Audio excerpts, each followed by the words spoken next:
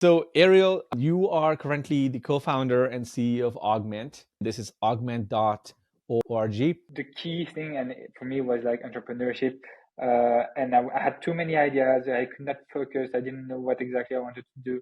So that was like a very, very challenging time. An interesting story to start this company from outside the US, bring all those top US founders to Paris. What founders are really fighting against is indifference. Like an average person on the street cannot get the founder of Shazam, but you had a powerful magnetic mission, And so seeing this disconnect between traditional business education, expensive, super exclusive, and the wide range of content that was available and of high quality on the internet, that was like, okay, I need to bring those top founders and co-create courses with them. Hey everybody, welcome to the Build in Public podcast. I'm your host KP, and on this show, I interview world-class entrepreneurs, ambitious startup founders, creators, and builders on the internet who are boldly building the future in public. This podcast is my excuse to take you all on a curious journey to understand, learn, and hopefully be inspired by the worldviews, insights, and stories of these fabulous people changing the world. So far, I've gotten the rare privilege to sit down with incredible guests like Gary Vee, Alexis Ohanian, Kat Cole, Sahil Levingia, and many more leaders. So check out the full podcast listing at buildingpublicpodcast.com. Now buckle up and get ready for our latest episode.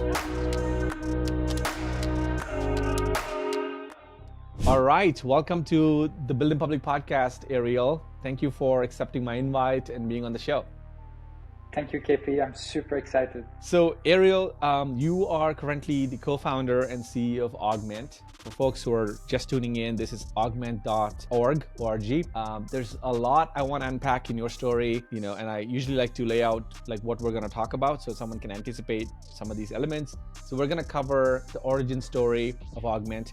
We're going to cover what drives you, your mission, behind this company. And we're going to cover a handful of key inflection points from the beginning to today. And we're right now, as we record, it says January 2024. And I wanted to also learn about some of the difficult and hard barriers you had to break through, because every founder has those that you overcame through Augment's journey. A bit about your roadmap, what's coming down this year. I'm sure you have a lot planned.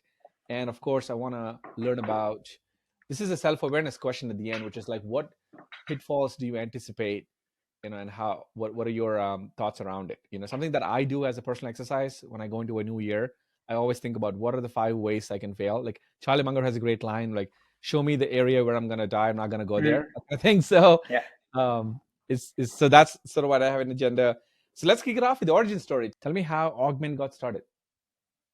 Let's go. Thanks for having me. I must tell you that I'm quite excited because I'm a strong advocate of building in public. Yes. And we will touch upon that. But building in public has changed my life and brought me to where I am today. So wow. I'm a big fan of the. That is the only quote I needed from this episode. So I think we can wrap here. Just kidding. Let's go. But no, thank you. That means a lot. And I know I have a similar story to yours about building in public. So I would love to unpack that in a second. But yeah, let's talk about the origin. So the origin story, Augment. So first, what it is, we're building an alternative MBA. So super high quality business courses with the best founders, executives, CEOs in the world. So we've built classes with Jimmy Wales, the founder of Wikipedia, Chris Barton, the founder of Shazam, Steve Chen, the founder of YouTube. We've got the founders of Waze, of Lime, of Eventbrite. We had the chief of staff to Jeff Bezos, the right hand of Eric Schmidt at Google. So it's really like building a premium online business education that's affordable, but also grounded into the realities of business from companies and products that we know of and we use in our everyday life. And so we have some sort of like emotional engagement towards. So this is Augment. As you may hear, I'm building this company from Paris, France, hence my French accent.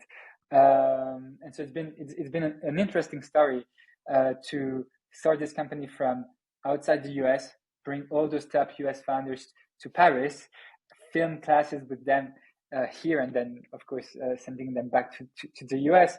And the origin story was that I'm not a business person. I went to college and I studied history. I was passionate about reading, about writing, about history stuff.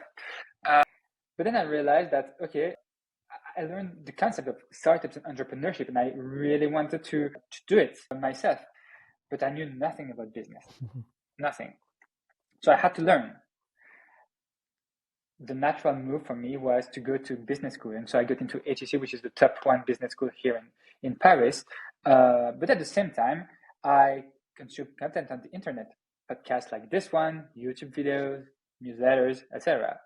And I realized while I was at HEC, this top MBA, top business school in Europe, that I was learning so much more online by myself, just learning from experienced people who've done it in the past. Right. And so seeing this disconnect between traditional business education, expensive, super exclusive, you cannot unsee what you, yeah. Wow. It's fascinating. I think I can resonate with so much of what you just talked about, right? Which is the traditional classroom, education. Now, business education is one angle, but there's so many adjacent, fields also that are missing out on, tapping into actual practitioners' knowledge and insights, right? Because you can tell the difference between someone who is academic versus someone who actually has real life battlefield experience when it comes to experiments in business, So 100%. For instance, we have the founder of Line on Augment, and he gives a class on crisis management. Wow. So when they put the first scooters on some US campuses, some kids got hurt. Yeah. And he had to talk to the parents. And that's the example he takes about crisis management and how you manage these situations. Right. We have the founder of Shazam teaching about how do you build frictionless products. And the Shazam app is arguably one of the most frictionless products in this world. 100%. You've got like the founder of YouTube on how do you sell a company. He sold this company for 1.7 billion to Google within the first 15 months. And so it like bringing those amazing, incredible stories to applicable lessons that you can use in your everyday life. And this is what I love about the internet. And we just like curate that, package it into a very efficient, succinct lesson that we deliver online. But what's available on the internet, it's insane. It's insane. Right. So I one question that comes to mind naturally is I'm trying to picture myself in your shoes when you had this sort of slow realization over the course of 2 years, and you were like, okay, there has to be a better way. Something has to exist that is an alternative, and that's your catchphrase, right? Alternative MBA. And so, what is the next immediate thing that you did? Like, because I'm looking at the roster you have today, which is the founder Shazam and YouTube, and these are, I'm assuming they all must have come later, obviously. Like, what was the first, yes that you heard from, and what was the thought process that was going on in your mind about pitching and getting these people on board? So when we got the idea, of course, we're like two kids in France, no connection whatsoever to Silicon Valley. Right. And so we did the most simple and the only free thing that we could do was just cold email everyone. Wow. I cold emailed everyone in Silicon Valley. And one day, Chris Barton, who's the founder of Shazam, got back to us and is like, okay, this looks interesting. Let's have dinner. And you were still in Paris. Still in Paris. And we said, of course, let's have dinner. And so we flew to San Francisco, sat down with him. We had dinner, and the rest is history. And I was still on the phone with Chris today. He became a good friend. Wow. And so, yeah. So he was the first yes. He was the first, He was the first yes. And once you get the first yes, suddenly you hear yes more and more often. So I'm curious. To the point where no one says no.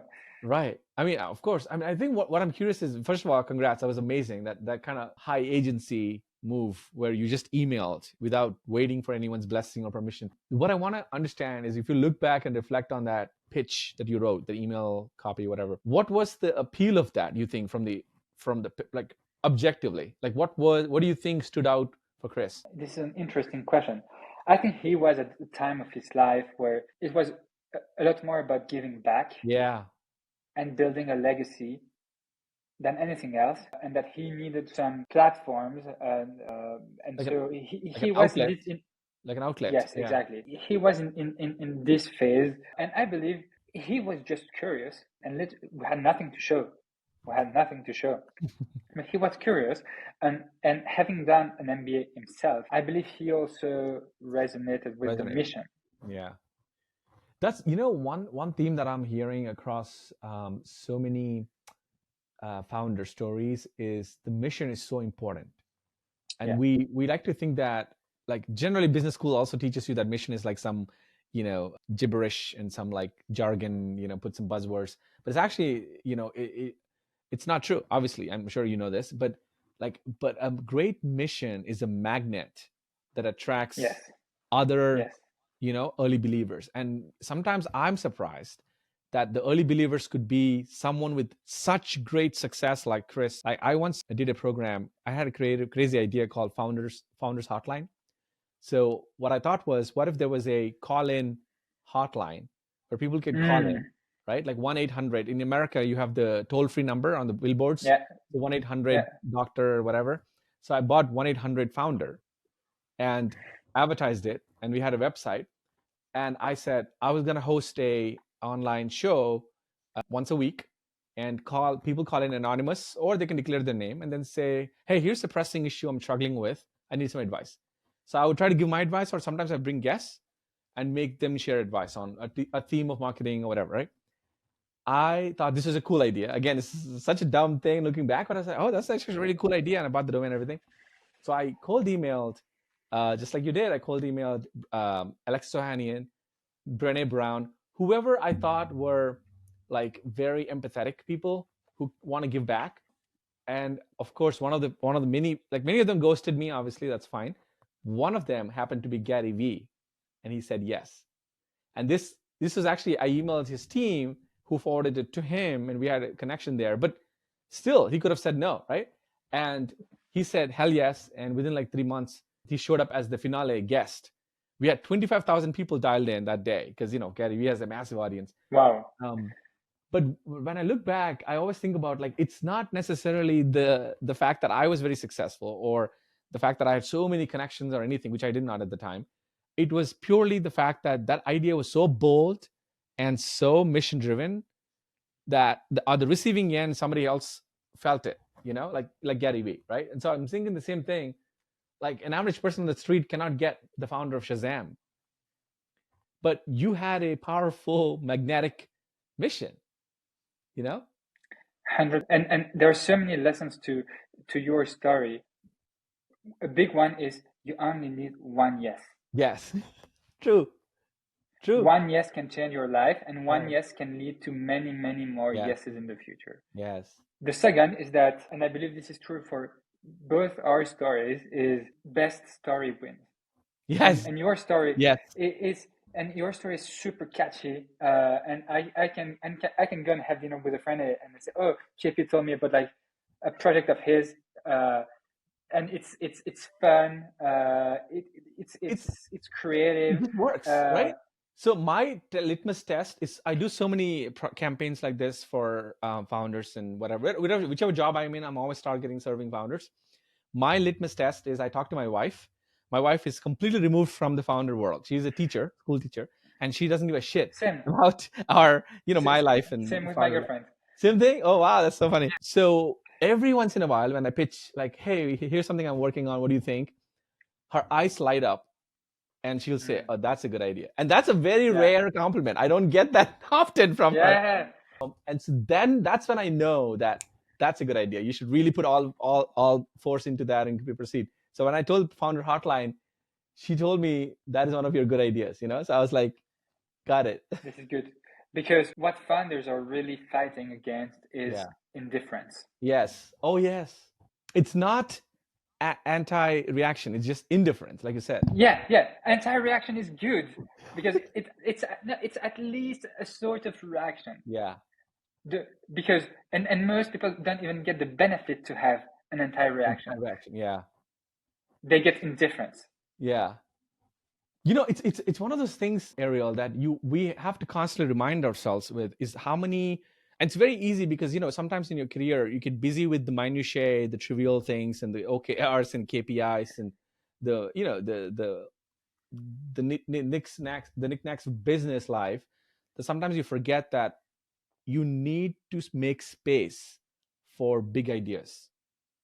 Because without a big idea, like, you cannot drive people to do something you want. It's not the copywriting. It's like, I mean, they're all important, but they all flow from the fountain of a good idea, right? Like a great idea. I learned this the hard way, where if you can't sell someone in one line, you can't sell them on a landing page, right? So a 100%. great idea is just one line. It can sell itself in a line. Now, you don't always get there. You need a lot of bad ideas to get to the great idea, but when you see it, 100%. And when we started, the easy path would have been to say, oh, we're building the best business courses in France. Right. Easy. Yeah. Easy. Yeah. We would never have raised, we raised 2 million in pre-seed, and then a total of 6 million. We would never have done that for this idea. No. We went, okay, let's build the best business courses in the world. Yeah. The best instructors, the best quality, the best brand. And a good idea or a big idea attracts capital, yes, talent, and yes, support. Yes. And so, and you know what I think is, on that note, it's counterintuitively easier to do something big than do something small and work your way to the. This is a very, very non-obvious lesson that I learned too in my career. Because in the early days, when I was very raw, when I was very young, I had big ideas, but I had no proof of work or no, because I was completely fearless, right? When you're 21, you're like fearless. And then slowly, like, I'm 35 now, so slowly reality kicks in, and you be realistic, be pragmatic, and all that kicks in, and look at your peers, and they're all like playing the safe reality game, which is fine. So you forget the fact that, just like you said, to really make a dent in the society or in the universe, like, or among the top people you want, you cannot transact with small ideas, because they don't have the time and energy and all that, and so you need big ideas, and it's very counterintuitive, like you said, because it requires risk. It looks dumb, right? Like when I pitched the Founders Hotline, it was like, it sounds so dumb. Like, why would somebody want to call a radio thing when we have the internet? Like, like, why would we? But my point was, like, it's a different experience. You just gotta try it. So it's like, it's just, same thing with billing in public. Back to what you were saying, billing in public on paper is the dumbest idea, on paper, right? Because you're why do you want to be vulnerable? Why do you want to give away your secrets, or like tell them what you're doing and all that? But we know human beings cannot put down a story. With billing in public, we get to weave a story in real time and leave them on cliffhanger. So they have to tune in next Monday morning, or whenever we tweet, whenever we make the episode, what is the next thing? What happened? So I made a tweet December 14th about the fact that I don't know if you've seen that, when I was switching from winding up my company, BIPF, the fellowship company, and then opening myself up for a next role, what I'm doing next. Okay, I wrote a full thesis on what happened 2023 last year, how many cohorts I served, how much fun I had, and all that, revenue I made. I mean, not super detailed, but like rough figures. But I also learned that there were some fundamental flaws in that business model. And so this year and next year, whatever, I wanted to switch to working, at a company, at a startup. And I got like 25 people thanking me and saying, like, congrats, man, like, so brave. So I'm like, I don't think I did anything brave, because by now I've been doing billing in public for 4 years, that I just did what I thought was the right move. But what happened there is that became a magnet for luck. So I got like so many DMs from founders, and I haven't announced this yet. This is the first time I'm talking about it. I got a CMO of $1 billion company DM me from that thread. Wow. And I haven't announced it, so I can't share this yet, but I'm joining that company. Wow. It took me 40 minutes to write a thread. And so there's so many people waiting for what's next, what's going on. I haven't shared what's going on yet, because I want to sign the contract and Wow. But so that is the power of billing in public, and this, I've seen it. And so if you don't put yourself out there like that, now some people, like, I'm sure 2% of them, maybe they thought, oh, KP is too like thirsty, or too public, or too, I don't know what they may think, but I'm just saying, it is risky. It requires some risk and vulnerability to open up, but I I can't think of anything better to do, 100%. And actually, that's how I got my first job, and that's how I raised money. Really? Yeah. Tell me more. Tell us more about that. Actually, I'm curious. Yeah. My last year at HEC, the business school, to pass the MBA, you need to write big paper. Okay. And I was like, there is no point. No one is going to read that ever. Maybe my professor will skim through it for like 5 minutes, but that's it. So I just published it. I turned that into a series of blog posts on the creator economy and media businesses, and I just published that online, which got me in touch with the founders of Jelly Smack, a multi-billion-dollar company. They were like, "This is interesting. Come work with us," which I did. That's your yeah, that's I saw that on LinkedIn. You were Yeah, running a theater so program for them. exactly. So I was working at Jelly Smack. It's like big creator economy company. So they go to YouTube stars and they bring their content to other platforms. So mainly Facebook, Snapchat, Instagram, and TikTok. And I got the opportunity from these blog posts to build the celebrity business for Jelly Smack. Wow. So going to athletes and chefs and comedians and TV stars, and offering the Jelly Smack products and services. That's how I learned how to reach out and connect with pretty much anyone. That led to Augment later on. But had I not published this piece, I would never have gotten this job, The other thing is even the funding announcements that you publish, and I think one of the recent ones, you made a thread about it.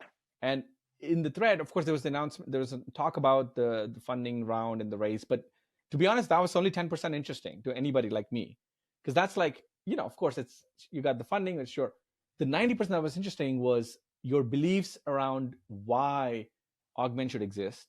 What do you believe? And and that is a authentic, unique belief that you have, right? So that triggered me to like, because I think the same way. Of course, that's why I was on deck. That's why I'm serving founders. That's why I believe in cohorts and so on. Like this is obvious. That's why I, what, Ariel, I would love to do a podcast episode on you. And here we are, 2 months later. Yes. Right? Exactly. And who knows who's listening to this when it goes live? 100%. I made so many friends on the internet by just being myself and sharing some stuff. Yeah. Some friends I went skiing with, and we became really, really good friends. I was at a friend's wedding whom I met on Twitter last summer. Wow. But just because there's so few people being out there and sharing genuinely. And that's the key part. That's the key part, right? That's the key part. Of course.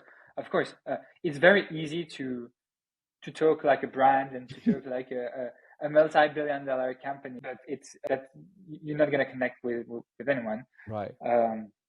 It's the genuinely part that's of course super important. So one other factor that is always top of mind for me is I was reading this biography, Shoe Dog, by Phil Knight, right? Nike's founder. Yeah, I have it just behind me. Yeah. It's on my nightstand in my bedroom, and I was reading, I'm like underlining, and oh my God, it's one of my favorite books. One of the things what he talks about is that he says he wishes he documented, I'm sure if you remember, he wishes he documented more of the first 5, 6, 7 years journey, right? Because he completely forgot about all the decisions they took, all the ups and downs and highs and lows. After they go to IPO, of course, then you have like a staff and you have like people document. And he always says, like, I just wish I documented the first 10 years of the company. And I think that's one of the things that I love about building in public is that I have a record of everything. I mean, not like I love it. Not everything, but like the big inflection points, right? I never thought of that this way. But think about it, like, and so people are always afraid, like, what if that doesn't work and you have to be embarrassed about that thing? I'm like, okay, fine. So what? But what if it works?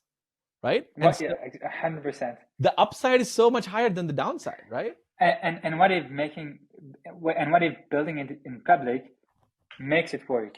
Yeah, exactly. And so I think it's again, like we know this in theory, we can get it. I think it's just a very, very few people I feel like really embody this, because just you have to have a certain kind of success with it, like the way you had it with Shazam's founder. Like you have to see it for yourself to believe, like, oh, you know what, this works. As long as you're authentic, this works. And so once I did that email, I was like, I can email anybody on the human on the planet. Like you have the 100%. confidence. You feel like I can, as long as it's valuable to them, you can email anybody on the planet. You know, one day we brought the building public mantra very, very far, because so we do super heavy production. There are 30 people on set. Yeah. The videos that we produce are super high quality. Right. And so there was this investor that I really wanted on my cap table. And so I just brought him on set. Nice. So that's like next level building in public. You bring someone. Yes. To just because you want this person to see you in action, and that convinced this angel investor to invest in the company, because actually what you do by building in public, you tell people, this is real, this is legit, look at the progress. One step further is like building in public physically, having this person watching you build the product or whatever. So that was very fun. And of course, production and filming sessions are super they're always fun. So. I was going to ask you about that. Actually, how did that come about? Like, how did you make like the first ever course creation happen? So 2 years ago, I knew nothing about production. Yeah. Nothing. Wow. And because it's very apparent. Like it seems like you didn't go to film school or anything, right? You went to. No. I knew nothing about that. Turns out it's not that hard, because you don't need to do it yourself. You can just pay people to do it. And so that's what we did. I interviewed tens of production companies. Some of them were like too big and too expensive, and they don't even want to talk to you. Some of the ones were just like one random guy saying, I can do it for super cheap, and you don't want that either. So you had to find the right balance, which I believe we did, because we did 12 filming sessions with the same production company, and we've been super happy with them. I believe that the only thing that we did right was just to take our time and to talk to a lot of different potential partners. And once you've got the good one, just like we know exactly how to work together. I learned all the technical terms, so I know a bit more about what's going on, and I know how a filming day is supposed to take place. But yeah, you just need to find the right people, serious guys, and they 100% deliver. What I love about the way you operate so far, from what I'm hearing, Ariel, is that there's a couple of times where you said, I knew nothing, and then you followed up by saying, I figured it out. I love that energy. I love that mindset of, I just knew nothing. Because a lot of people would view that as a blocker. And I feel like you just like accept it, and you're like, okay, I don't know anything here. Let me start here, and then we'll go figure it out on the way, right? It's interesting, and maybe like something that's been quite liberating for me is, I know today it's not very fashionable to say that you need to raise money, and bootstrapping is more popular these days, right? But something like changed in my mind once I raised money for the first time. Is I realized, actually, my job is not to actually do the thing, is to collect the money from people who have money and pay other people to do whatever I'm supposed to do. Right. And that changed a lot of things for me, even personally, in the sense that I like the range of possibilities are massive. Is much broader, because it's not limited to what I know or what my friends know. It's actually I can do basically anything. I just need to tell people I need money to do that, collect the money, and then pay other people to do what I want them to do. And so it again goes back to story. It again goes back to like the power of a story, because you're telling a story to one group, which is the investor group, and then you're collecting the resource of money in that sense, and then you're then telling the story of, hey, what do we want to achieve to your production team, right? So it's just the story again and again. What was surprising about fundraising for you? Because you're a first-time founder, correct? Or have you done? Yeah. Okay. So what were a couple counterintuitive lessons about fundraising and just, talking to investors? So many counterintuitive lessons. So many? Yeah, yeah. Some like very tactical ones, like don't do a business plan. I believe like there is a negative correlation between having a business plan and raising a pre-seed round. I was quite lucky in the sense that I did a 6-month internship in VC.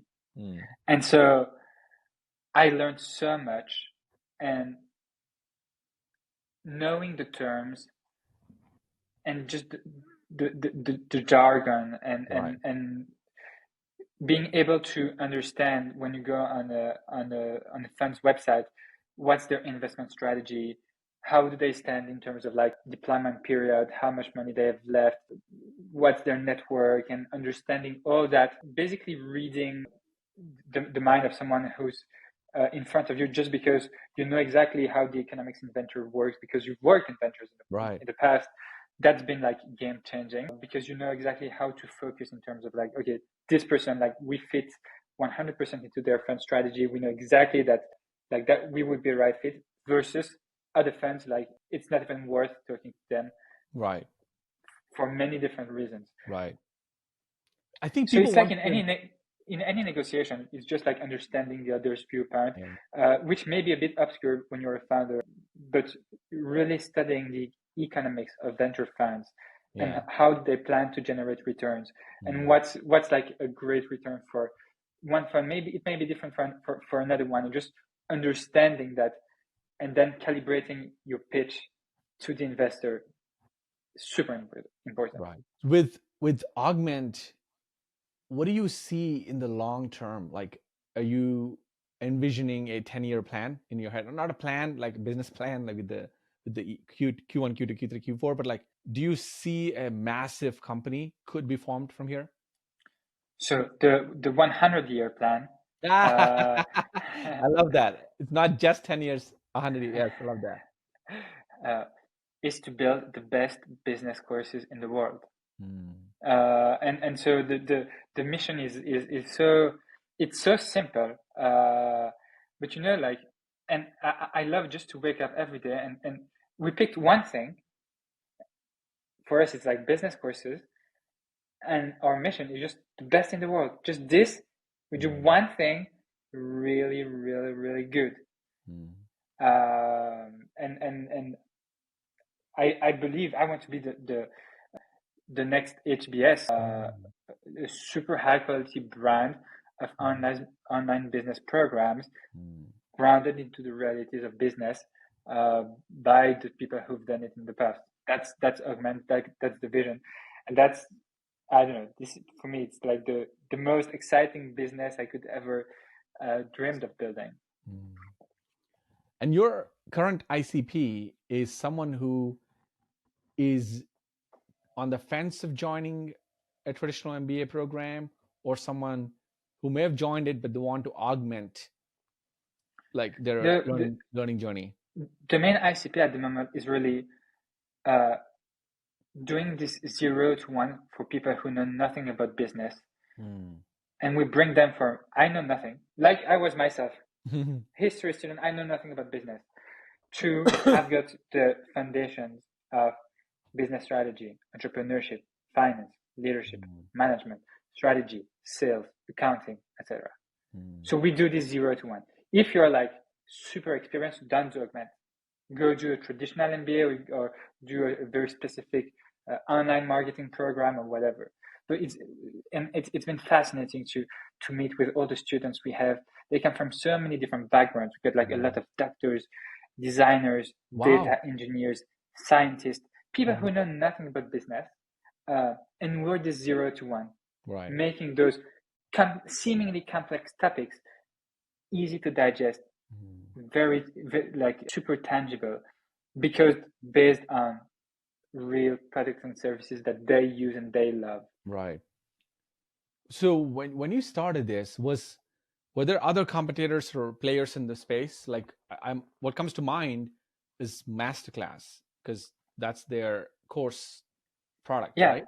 But that's a course product. And then obviously from a cohort point of view, there was Reforge, This is 2-3 years ago. And then there was On Deck, which was not necessarily a structured MBA program, but they were more so like community, around a particular fellowship or a particular niche.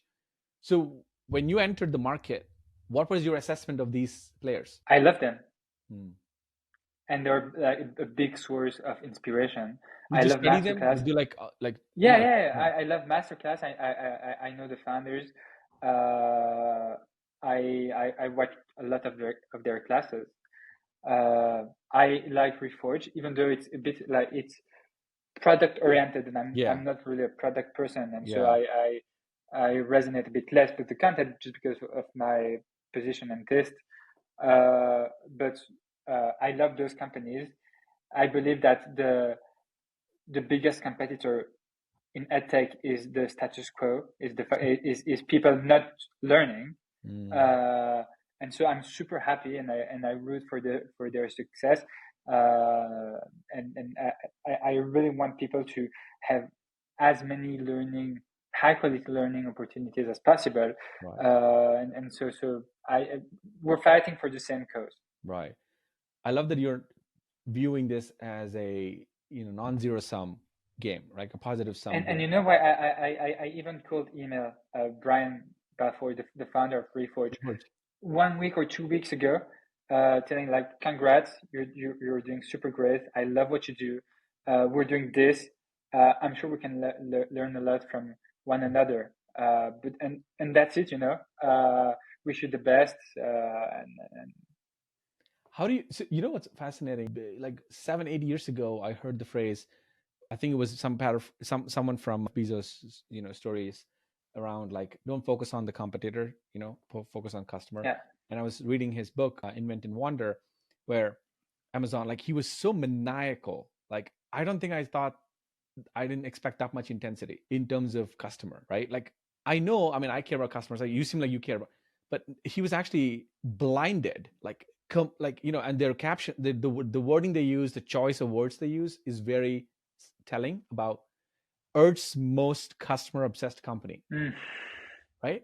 And that's a statement. We're talking about like a big idea. That's a statement, right? And I'm like, I took the screenshot and I went like, you know what? I'm gonna save this in a document where when I start my company, that should be one of the foundational values, because like, think about that. Earth's most customer obsessed company is a value that we all can share. It's not a zero sum thing. Like, only Amazon doesn't have trademark on that, care. But it's such a great philosophy, because every time I listen to some of the interviews, every time somebody brings up iPad versus Kindle, he would always talk about, I love iPad. I wish all the best for iPad. Because iPad's like 800 times bigger market size as opposed to Kindle at the time. But he would say, you don't understand my audience. Jeff Bezos was saying, my audience is different. They want to hold something in their hand late at night with no special lights and apps and games and shit, and just tap, tap, tap, and black and white read. And so my audience want to continue the love for reading. So the way I felt that he was obsessed about understanding that customer base, ICP, he almost didn't care about, he almost didn't not care, but he didn't worry about the other players who were doing other things. And I thought, in a market like yours, and there's so many markets. I talked to Beehive co-founder CEO, where there's Beehive, there's Substack, there's ConvertKit. Like, some of these markets have multiple players. So you have to have that kind of maniacal, relentless focus on the customer. Otherwise, your attention can get just drifted away into what competitors are doing. Let's play catch up, Any entrepreneur would tell you that it's so easy to go on someone else's website and say, oh, this is such a good idea. This is why they're doing so great, and try to copy and implement that into your product. It never works. Yeah. And it's never the right way to have an idea. And it's and we've done it a few times, and always we realize, actually maybe they did a mistake, or maybe it's just the tip of the iceberg, and we don't know exactly why they do it this way, and we are in a different business, and we've got a different ICP and brand and persona and go to market or whatever. So 100%. Yeah. I also want to share something that came to mind, Ariel, which is, I think you'll appreciate as a founder in the same situation. I love these founder stories, man. As you can tell already, I'm a huge nut about early stories of great founders, because I feel like that's where the magic is, right? So this is like, I took notes on this the other day. I was listening to a podcast called Founders by David Sendra. Love it. Love it, right? Like, oh, shout out David, such a Love great it. guy. In one of the episodes where it's talking about, of course, the founding of story of Amazon, what I loved there was the year Amazon was founded was 1994. 2 or 3 years into the game, they were still like figuring out their MVP and figuring out their, and it was so niche that they were only selling books online, right? It was just books, which is crazy to think about. Such discipline with ICP, like with the niche, just books, nothing else. But his pitch to investors was, we're going to build the everything store. So from day one, he knew we're going to build, you're going to buy whatever you want. You can buy boats today on Amazon. You can buy whatever. But his focus, maniacal focus again, was just on books and getting that right. Like you said, like highest world-class experience on books, right? I took notes on this because I Googled to see how big Barnes & Noble was. And Barnes & Noble in America is the retail physical store that as you may have heard. And they were $2 billion in revenue, $2 billion, and they had 20,000 employees at the time. That is when Bezos decides, I'm going to go against them. How much balls and guts should you have to think, that is the biggest competitor in the area, in the space, I'm going to go after them? And of course, they scoff at him, they laugh at him because they're like, you're a Lilliput, like a minnow compared to how big we are with 20,000 employees. But he didn't care, obviously. He was betting on the internet. And so they come join the party 3 years into the game. They have a .com website also, but they're not as focused as he is in the internet store. They're still doing retail and all that. So eventually they lose out. And the CEO invites him to buy Amazon. And he laughs and he says, no, you can't buy us. Of course not. I'm not going to sell Amazon to you. And the guy threatens him by saying, no, we're going to do like video games, DVDs, other things on our .com.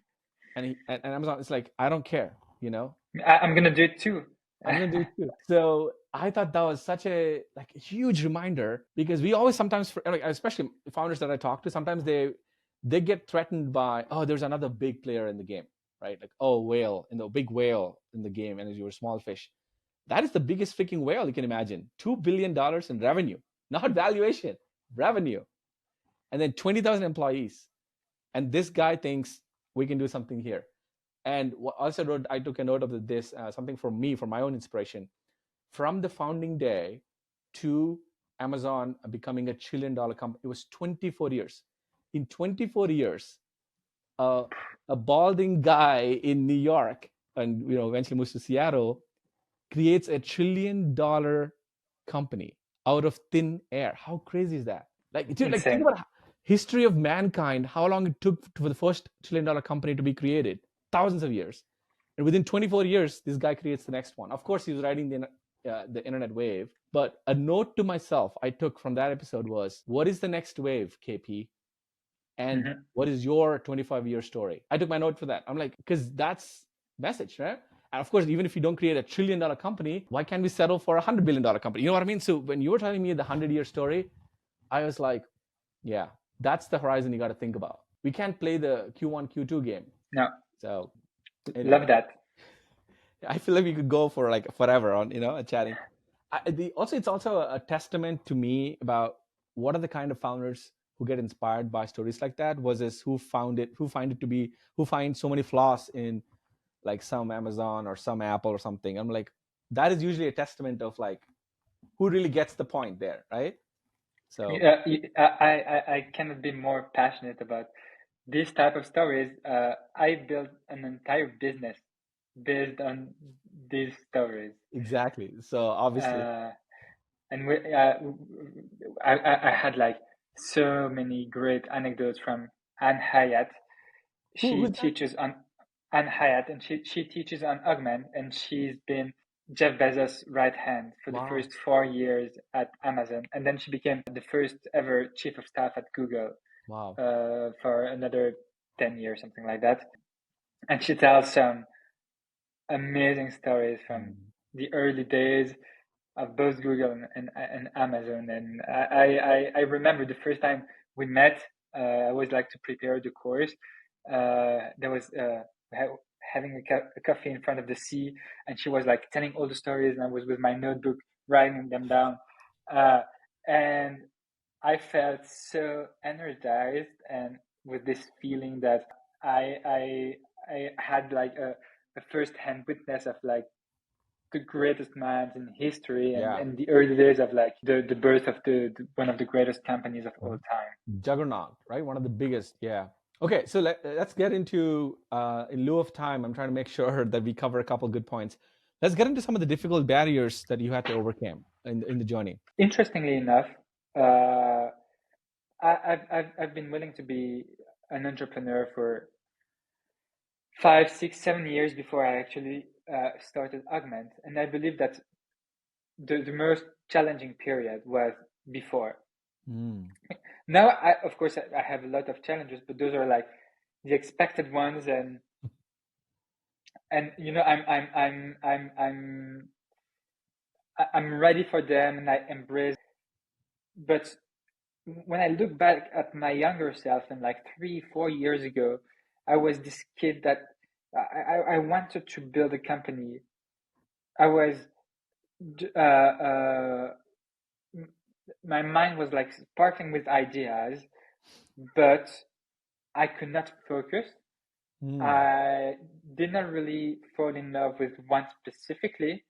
I didn't know also how to approach building startup. I didn't know what was the first step.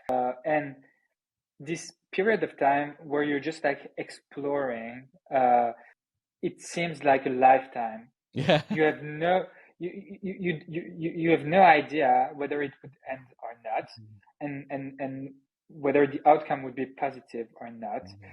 And I believe that at that time I was completely lost, working but not enjoying it, and feeling that I was missing on the key thing, and for me was like entrepreneurship. And I had too many ideas. I could not focus. I didn't know what exactly I wanted to do. So that was like a very, very challenging time. What's your advice for someone who is like there today in those shoes right now? Learn as much as you can, and this is also why I'm building Augment. But study business, really, because I believe that my feeling of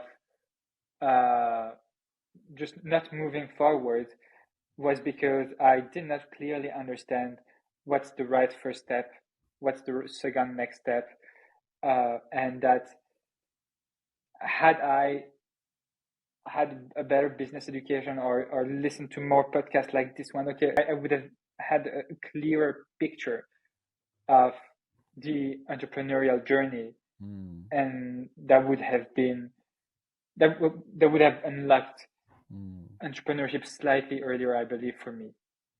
I think a lot of the times it's just like hearing founders who are 5, 6, 7, 8 steps ahead of us, even like mention what they went through, right? This soul searching and this exploration. That reassurance itself is so soothing. And that's part of the journey.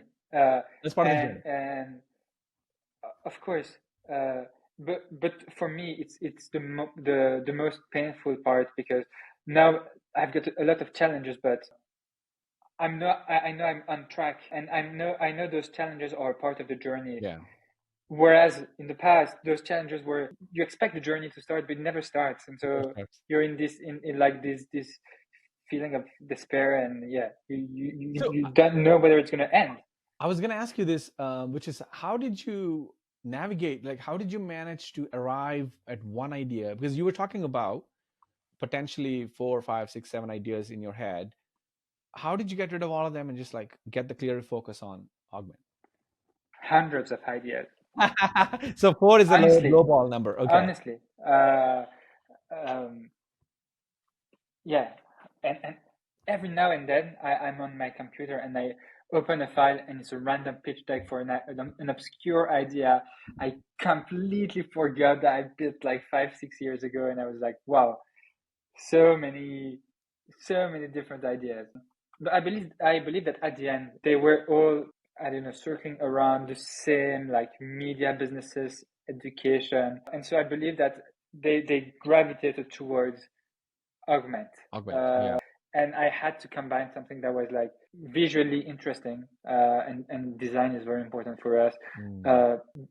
Teaching about business, because that's part of my journey, and what I want to do.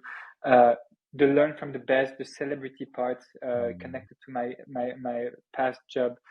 And so I don't know. I feel I gravitated towards this idea, and then it became kind of clear at some point. But I didn't have this big aha moment. I should build this. And actually, I had so many aha moments on very bad ideas that I don't believe in them anymore. Interesting. That is a counterintuitive insight, also, right? I think so. I think Society so. expects like some kind of a light bulb moment, like, whoa, this is a No, um, the, the best ideas are, I don't know, they come from within, and you yes, build conviction over a long period of time, right? and then they become obvious, Yes, and it seems that like they've always been there. You've built this conviction over time. But yeah, I was like, oh, I'm gonna build like a premium education platform for kids. Oh no, actually, I'm not really passionate about kids. So what not about? And so you see, like you're playing around with many different aspects, and then oh, actually, all the pieces fit together and it makes all sense. I one of the things that David Sender on the Founders Podcast talks about is that how companies are basically extensions of founders, Yes, I personality, right? Like the 100%. And I feel like the way you described it made me seem like you're kind of like looking in the mirror and assembling the pieces of the puzzle that becomes an image of you ultimately. And then that becomes the company, right? And then open to Yes, the world. I I believe that for some people, entrepreneurship is a creative act, Yeah. like painting or like Yeah. writing something. And Chris from Shazam actually told me that one day, that it's putting yourself out there and building something. But and some people create music and some people create companies, but it's comes from the same impulse. Yeah. So one last question, which is, what are some pitfalls and traps that you foresee as of now and that you would love to avoid and be careful about as you navigate the journey? It's interesting. It's now like the company is 12 people. We raised a little over 6 million USD. We've got more than 600 students from 20 plus countries. It all happened super fast. Mm. Like last year, exactly at this time, it was only Roy and myself, my co-founder and myself. Wow. Now we've got a team, and I've never managed and built a team. And my role within the company is changing a lot. I'm learning a lot about, okay, look, what it takes to bring a company from 10 to 100 people. Mm. And it's a totally different challenge. And I believe I was a terrible manager. I had no background. No, I believe I'm only terrible.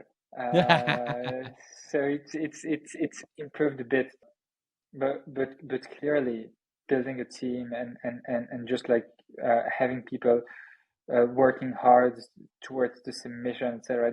It's hard, it's tough, and so many challenges and new things that I knew literally nothing about 1 year ago. Funny enough, last week we gave like the beginning of year presentation with the entire team, and I reflected on it and I was like, okay, 1 year ago, I would have been I knew literally nothing about this presentation. I wouldn't be able to believe that I would deliver this speech and this presentation because I knew nothing about the topics I talked about. And so crazy, well, like how much you can learn in a year. Rapid But learning. Yeah. and it's scary at the same time because you say, oh, I knew literally nothing last year. I'm sure that I will feel exactly the same next year. So it feels good and bad at the same time. I think it's just the fastest way to, I mean, a company forces you to level up so quickly, right? Yeah. You're getting your own version of the MBA, even as a Oh manager, yeah, as a it's leader. super meta. So I'm building an MBA, and but that's also an MBA, and so Right. yeah, it's very meta, but I love it. I'm so happy for your journey so far, and it brings me so much joy because your story is so many synergistical elements that we both share. And fundamentally, it's how we operate as 100%. founders. Also, funny enough, we see the world and the future in a similar way, right? We talked about earlier before the recording started. We talked about how, like, I came from a small town in India, and you were in Paris, and in the future, I want my kids, hopefully your kids, not doesn't matter where they the zip code, where they were born or where they were raised. Like, I feel like greatness should not be concentrated in any neighborhood, right? Greatness should be democratic. It should be, democratized across the world. And the best channel we have is the internet. And so what you guys are building is a curated layer on top of that, right? Which is the best, learn from the best and that kind of thing. So really rooting for it. I'm a big believer in that, as you can tell by now, and very happy and, excited for where you go next. It was a pleasure. It was so fun. We have this like the same reference. We listened to the same thing. So it was so fun to meet you, and I wish you the best. Thank you, man. I appreciate it. And with that, it's a wrap. I'll add all your links and Augment, of course, links on the show notes, and hope to see you in the future episode again. Thank you, KP.